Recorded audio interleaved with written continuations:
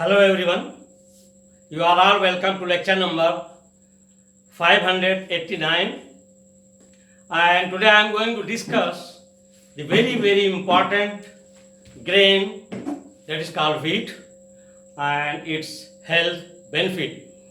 Actually I call wheat in North Nigeria it is called alkama, and in India it is called gandum.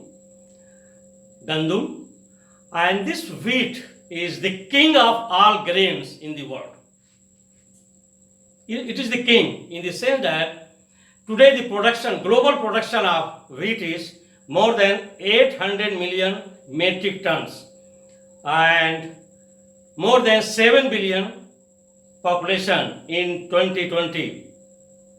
They are depending on wheat flour and preparation of bread and different derivatives globally, everywhere, every part of the world.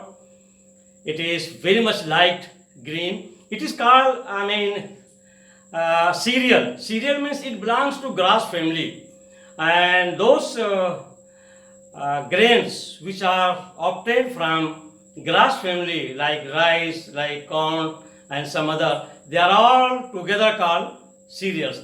It is the primary source of carbohydrate and protein, and that's why some 4,000 years ago in Egypt, the pyramids were built by thousands of slaves, and slaves were kept on wheat and vegetable diet. That was whole grain. That is the importance of whole grain. And today, whenever you are going to any doctor for anything, first they will advise, please go to whole grain diet. So it is so energetic that your pyramids were built on this diet. The slaves, they were kept on this diet, and it provided them enough energy in terms of carbohydrate and protein. The carbohydrate, if I say, means it is combined form in the form of starch, where monosaccharides are joined together, and that is two portion is there in that starch. One is called amylose, other one is called amylopectin. So one portion of the wheat, amylopectin, is insoluble in water, and other portion is soluble. That's why it makes perfect gel, colloidal solution. That's why it is very popular.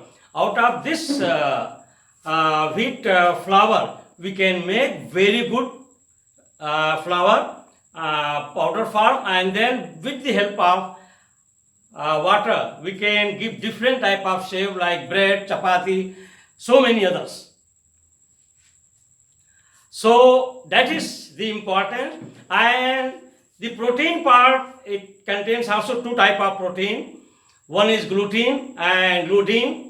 Gluten is insoluble protein, and gluten is soluble protein. But some of the people, they are allergic or super sensitive to gluten protein. That's why the wheat flour is not suitable to their health. It is rich in minerals like potassium, calcium, iron, chromium, selenium, and in vitamins like vitamin A, vitamin C, vitamin B6, B12, and it is having three parts.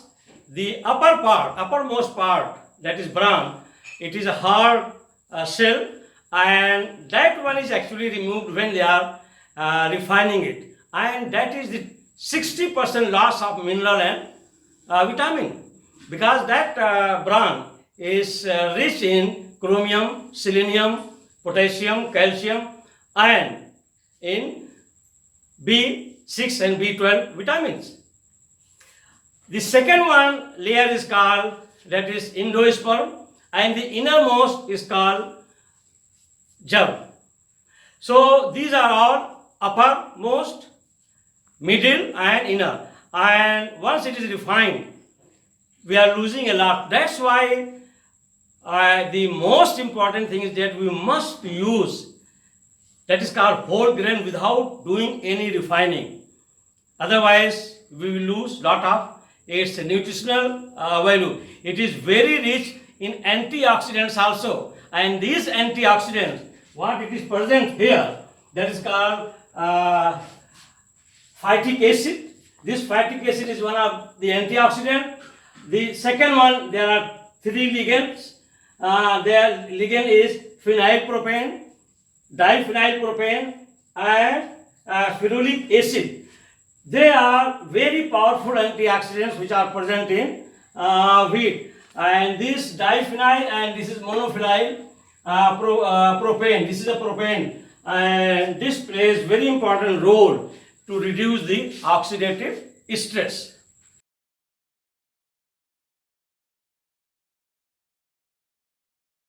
So the recent research publications suggest that this whole grain wheat, they are rich in not very long carbon chain carbohydrate, rather than short carbon chain carbohydrates, and because of this short chain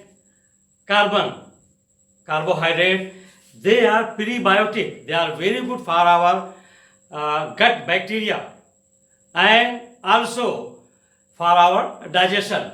So it is a wheat, and the botanical name is Triticum asterum, and it belongs to family Triticaceae.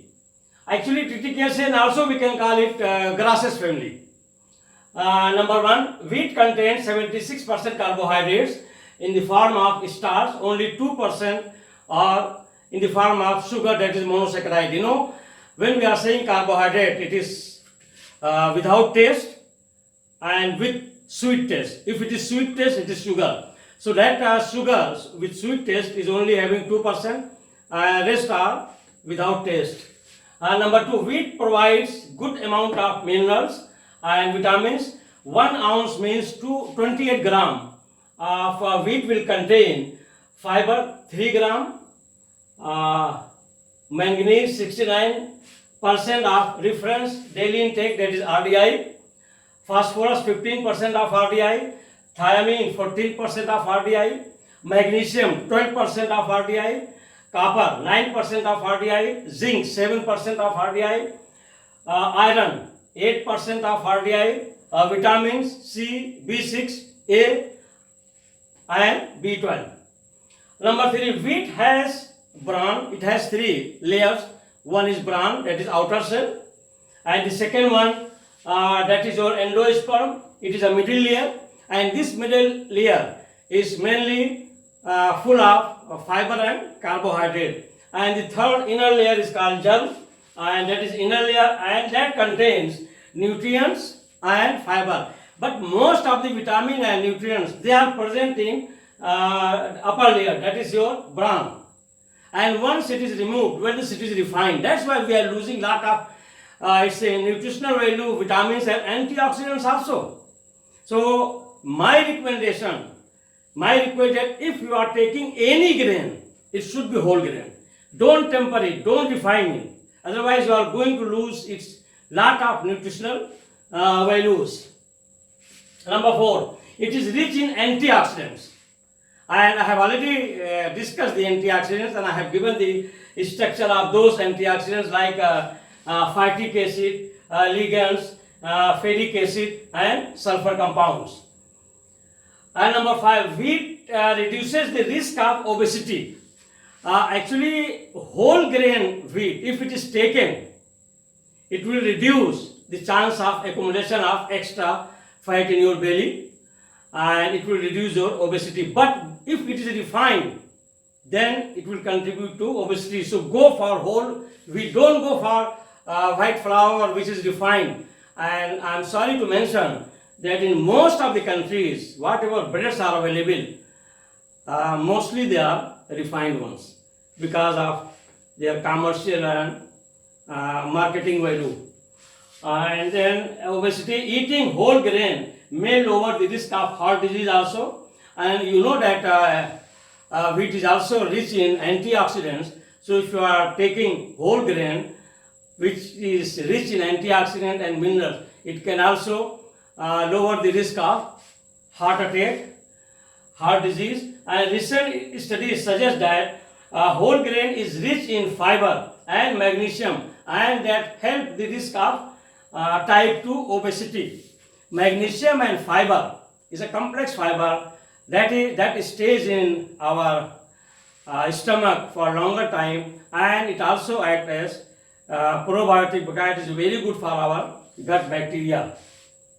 And number 6, support healthy digestion due to high fiber content, and they act as prebiotic, means it helps to feed beneficial gut bacteria and reduces the chronic inflammation and may reduce the risk of colorectal cancer. So this one, the wheat also reduces the chronic inflammation because it is rich in antioxidants as well as it is rich in fiber, and also it reduces the common cancer, that is colorectal cancer.